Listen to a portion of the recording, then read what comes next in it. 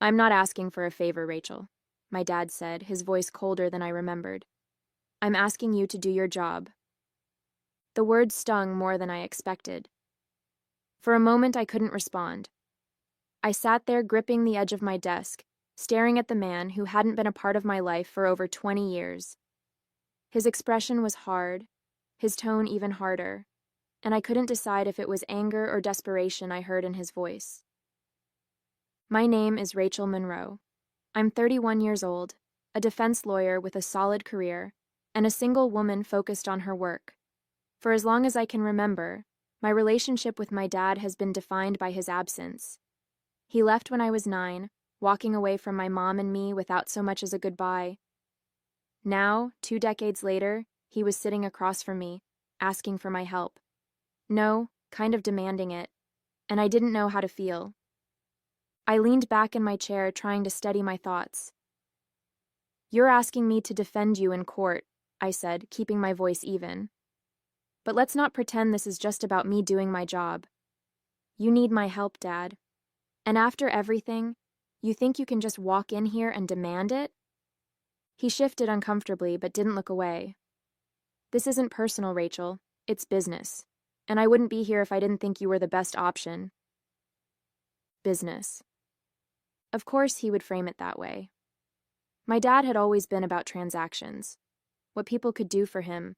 What he could get in return. Still, I couldn't ignore the flicker of something else in his voice. Was it guilt? Regret? I wasn't sure, and I didn't want to care. I need to think about it, I said finally, my voice firmer than I felt. If you'll excuse me, I have other clients waiting. He nodded stiffly and stood, smoothing his suit jacket. Take your time, he said, though his tone implied the opposite. But remember, Rachel, I'm fighting for my life here. As soon as he walked out, the tension in the room lingered. I stared at the empty chair he'd just vacated, my thoughts a mess. It wasn't the first time I'd faced a challenging case, but this wasn't just about legal strategy. This was him, the man who left my mom struggling to pay bills, who missed every milestone in my life, and who had been a ghost until now. That night, I called Jessica, my mentor and the closest thing I had to a maternal figure since my mom passed. He just showed up out of nowhere, Jess, I said, pacing my apartment. Like he had every right to ask me for help. No apology, no acknowledgement of what he did, just, I need you. Jessica sighed on the other end of the line. Rachel, this is tough, but you're a lawyer first. The question is, can you separate your personal feelings from the professional obligation? I stopped pacing and stared out the window at the city lights. I don't know, I admitted, but I'm not sure I have a choice. Over the next couple of days, I buried myself in the case file my dad had left behind. It was a mess. He was being accused of embezzling millions from his company, Monroe Investments, and the evidence wasn't exactly in his favor.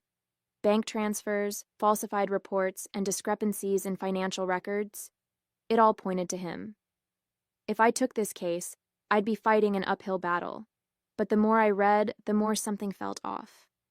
The transactions were too calculated, too clean for my dad. He'd always been impulsive, not the kind of man to pull off something this meticulous. That's when I started digging into his business partner, Alan Carter. His name popped up in a few key documents, and the more I looked, the more I realized he stood to gain if my dad took the fall. I wasn't sure what to do with that information yet, but it planted a seed of doubt that I couldn't ignore. Late one night, after hours of poring over documents, I called Jessica again. This case doesn't add up, I told her. I think someone set him up. Maybe his partner, Alan. Jessica was quiet for a moment before she replied, Rachel, if that's true, you're not just defending your father. You're exposing a deeper issue. Are you ready for what that means? I sighed, leaning back in my chair. I don't know if I'm ready, Jess, but I think I have to do this. The next morning, I made my decision. I called my dad and told him I'd take the case, but under one condition, I was running it my way. No interference, no half-truths. To my surprise, he agreed without argument, though I could hear the tension in his voice. Maybe he knew how serious this was, Or maybe he realized he didn't have any other options. Preparing for the first hearing was overwhelming. I had to comb through years of financial records, interview employees, and piece together a narrative that didn't make my dad look like a criminal. All the while, I wrestled with my own feelings. Defending him wasn't just about the case. It felt like stepping into a minefield of unresolved anger and hurt. But I kept telling myself this wasn't personal. This was about doing my job and uncovering the truth. The first time we met in my office to prepare, the tension was thick. He sat across from me, his body language closed off, but his eyes occasionally softened when he thought I wasn't looking. I kept it professional, walking him through the strategy and what I needed from him. But at one point, he broke the silence. "You're good at this," he said, almost reluctantly. I didn't expect this level of competence. I froze for a moment, unsure whether to take it as a compliment or an insult. "I've been doing this for a long time," I replied evenly. "It's what I do." He nodded but didn't say anything else, and just like that, we were back to business. As the weeks went by, the case started to come together, though not without its challenges. Alan Carter, my dad's business partner, was slippery. His deposition was filled with carefully worded statements that hinted at my dad's guilt, while conveniently glossing over his own involvement. I could feel the pressure mounting, both in the courtroom and in my personal life. One evening, after a particularly grueling day in court, I sat down with Jessica over coffee. "He's not an easy client," I admitted. "Half the time it feels like he's holding something back. The other half, he seems genuinely desperate." Jessica sipped her coffee thoughtfully. "That's the thing about family," she said. "They're not just clients. They're a mirror. Every conversation, every argument, it's all tangled up with years of history. But you're doing the right thing, Rachel. You're getting to the truth." Her words stayed with me as we moved closer to the trial date. The more I worked on the case, the more I realized how much was at stake, not just for my dad, but for me. This wasn't just about proving his innocence. It was about proving to myself that I could rise above the past and handle this with integrity. During one of our late-night meetings, the tension finally boiled over. We were reviewing a timeline of transactions when I noticed my dad staring out the window, his attention miles away. "Something on your mind?" I asked, trying to keep my tone neutral. He hesitated, then shook his head. "Just thinking." I set my pen down and leaned back in my chair. "Thinking about what? How you ended up here? Or is it about how you left me and Mom when I was a kid?" The words came out sharper than I intended, but I didn't try to soften them. For a moment he looked taken aback, as if I'd hit a nerve he wasn't ready to acknowledge. "Rachel, he started, but I wasn't about to let him dodge this. "No," I interrupted. "We're not brushing past this. You walked out on us, and you never came back. Do you have any idea what that did to Mom? What it did to me? And now you show up in my life. Not to apologize, not to make amends, but because you need something. Do you even care?" His face tightened, and for a moment, I thought he might get defensive. But instead, he sighed heavily, his shoulders slumping. "You're right," he said quietly. "I don't have an excuse. I made mistakes, big ones, and the truth is, I didn't think I had the right to come back after everything." His admission caught me off guard. I had spent years imagining what I'd say to him if I ever got the chance, but I never expected him to admit fault so openly. "You didn't even try," I said, my voice trembling. "You left us to pick up the pieces." He nodded slowly, his gaze still fixed on the window. "And I regret it every single day." I shook my head, trying to make sense of it all. "I don't understand why I took your case in the first place," I said, my voice laced with frustration.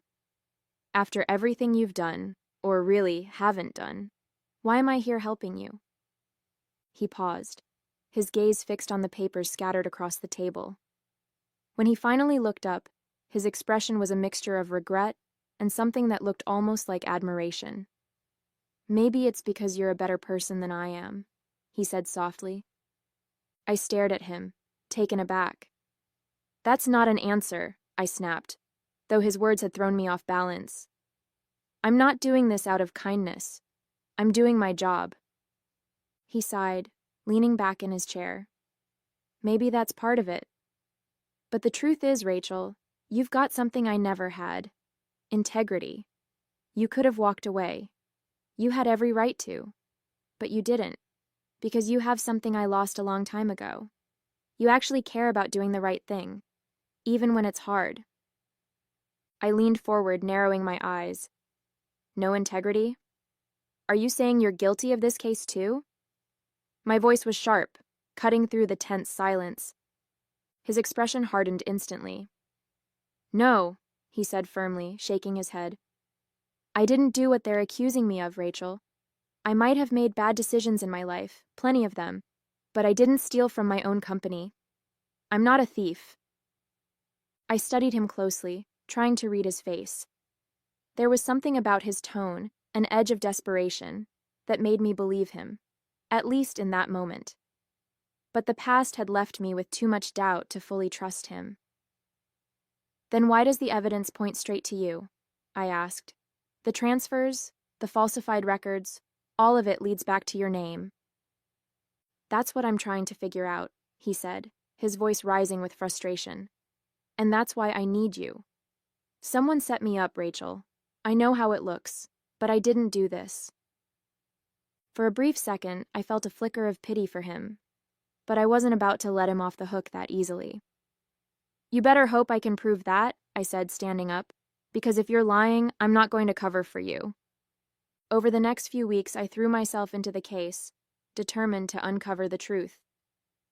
Alan Carter's name kept coming up in the records, his involvement just subtle enough to escape notice unless you were really looking. It was clear he had positioned himself to benefit from my dad's downfall, but I needed more than suspicions. I needed hard evidence. During one of our strategy meetings, I laid everything out on the table. Alan had access to the accounts, the records, everything, I explained, pointing to the timeline I'd constructed.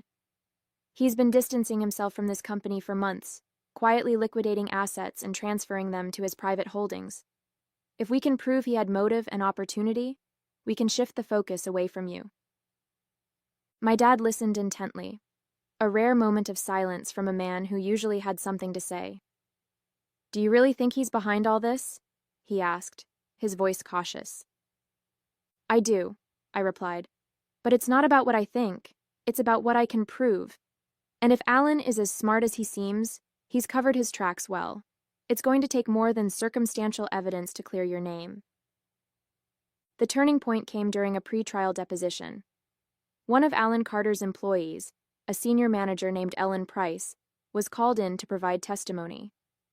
At first, her answers were routine, calm, composed, and not particularly revealing. But as I pressed her about the financial discrepancies and Alan's involvement, I noticed her demeanor shift. She started glancing toward the door, her voice faltering ever so slightly.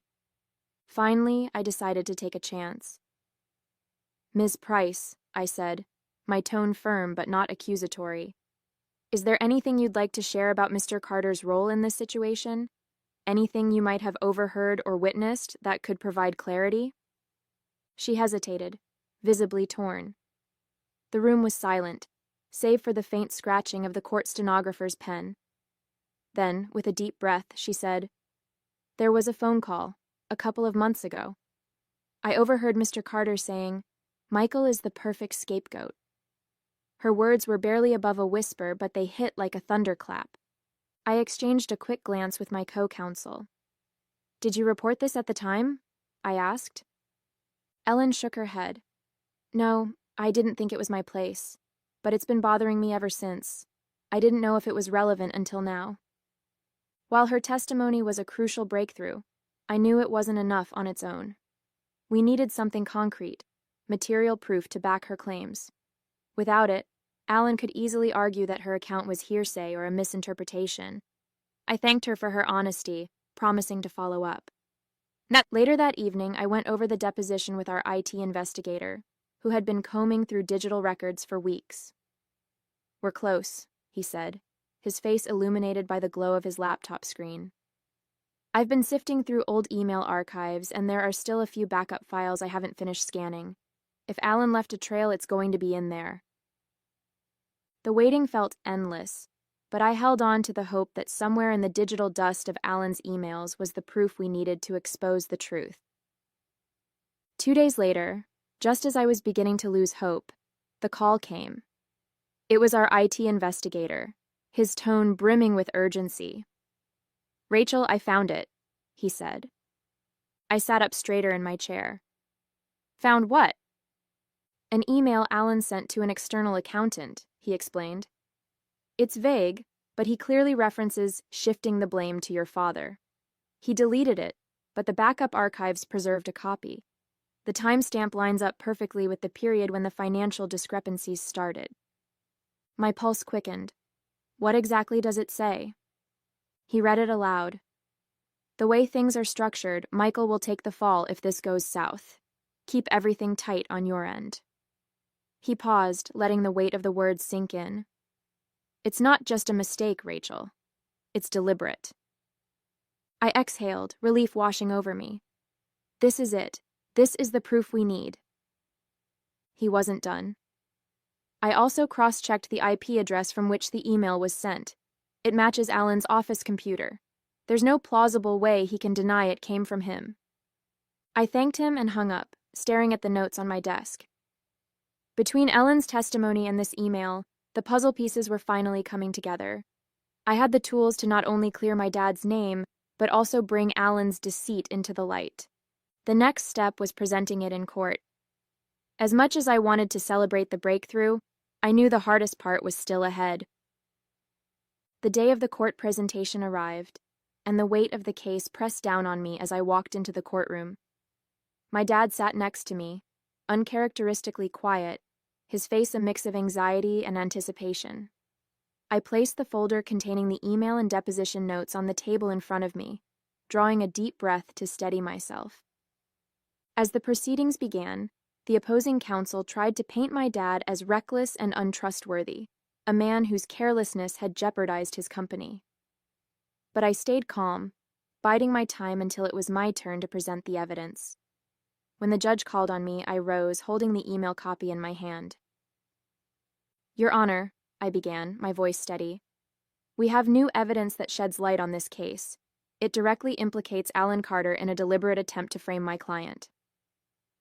The courtroom buzzed with murmurs as I handed copies of the email to the judge and opposing counsel. "This email," I continued, "was retrieved from a backup server after Mr. Carter attempted to delete it.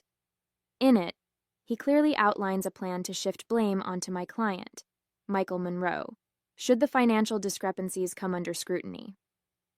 I let the room absorb the gravity of the evidence before adding, "Furthermore, we have corroborating testimony from an employee who overheard Mr. Carter referring to my client as the perfect scapegoat." The judge nodded, signaling for me to continue. "This isn't a case of negligence or incompetence on my client's part. This is a calculated effort by Mr. Carter to cover his tracks and deflect responsibility." For the first time during the trial, I saw Alan's composure crack. He shifted uncomfortably in his seat, glancing nervously at his attorney. My dad, on the other hand, looked at me with something I hadn't seen in years: respect. As the judge reviewed the evidence and listened to closing arguments, the tension in the courtroom was palpable. I kept my focus on the judge's expression, searching for any sign of where things might be headed. When the gavel finally struck, signaling an adjournment, I let out a breath I didn't realize I was holding. "The court finds sufficient grounds to shift its focus to the allegations against Mr. Alan Carter," the judge declared. "The trial concerning Michael Monroe is adjourned indefinitely, pending further investigation of the new evidence provided." A wave of murmurs rippled through the room. My dad turned to me, his expression unreadable. For a moment, he looked like he might say something, but he didn't. Instead, he simply nodded, as if acknowledging everything I'd done. In the days that followed, the charges against my dad were formally dismissed. The focus shifted entirely to Alan, who quickly found himself at the center of a full-blown investigation. The media caught wind of the story, and headlines about Alan's alleged misconduct dominated the news. For the first time, my dad was free of the cloud of suspicion that had hung over him for months. But for me, the victory felt complicated. Clearing his name had been my goal, but it also brought back memories and emotions I wasn't prepared to deal with. The evening after the charges were dismissed, my dad and I met in my office. He had asked for a meeting, his tone uncharacteristically soft when he called. As he walked in, I noticed how different he looked, less guarded, almost vulnerable. He took a seat across from me, the silence stretching as he seemed to search for the right words. "I wanted to thank you," he began, his voice low, "for everything you've done. I don't know if I deserve it, but I'm grateful." I leaned back, folding my arms. "You don't have to thank me. I did what I was supposed to do as your lawyer." He flinched slightly at my tone, but he nodded. "You were more than just my lawyer. You saved my life, Rachel. And you did it despite everything I put you through. I didn't deserve that kind of loyalty." I studied him for a moment, trying to gauge his sincerity. "It wasn't loyalty," I said finally. "It was about doing what was right. And honestly, it wasn't for you. It was for me. To prove that I could rise above all the things you failed to be." His shoulders slumped, the weight of my words settling over him. "I wish I could change the past," he said quietly. "I wish I'd been there for you and your mom, but I can't. All I can do is tell you how proud I am of the person you've become, even if I didn't have a hand in it." For a moment, I felt a flicker of something I hadn't expected. Sympathy. But it didn't erase the years of absence and pain. "I don't need your pride," I said, my voice steady. "I needed a father, and I didn't have one when it mattered most." He nodded, unable to argue. "I hope someday you'll find it in your heart to forgive me." I didn't respond, letting the silence speak for itself. I didn't forgive him. At least, not then. Maybe I never will. Some wounds run too deep, and no amount of apologies can erase the scars they leave behind. But as I sat there, watching my father grapple with the weight of his mistakes, I realized something important. I didn't need his approval or his pride. What I needed was to prove to myself that I could rise above the pain, the abandonment, and the doubt. And I had. I cleared his name, uncovered the truth, and showed him the person that I was. As he left my office that day, I stayed behind for a moment, letting the quiet settle around me. I wasn't the little girl he had walked away from anymore. I was Rachel Monroe, a woman who had fought for her own worth, and I felt proud of myself. Hey there! Did you like the story? If you did, don't forget to hit the like button and subscribe to the channel. It helps us a lot and makes sure you won't miss out on more great stories we share here. Thank you for watching, and we'll see you in the next one.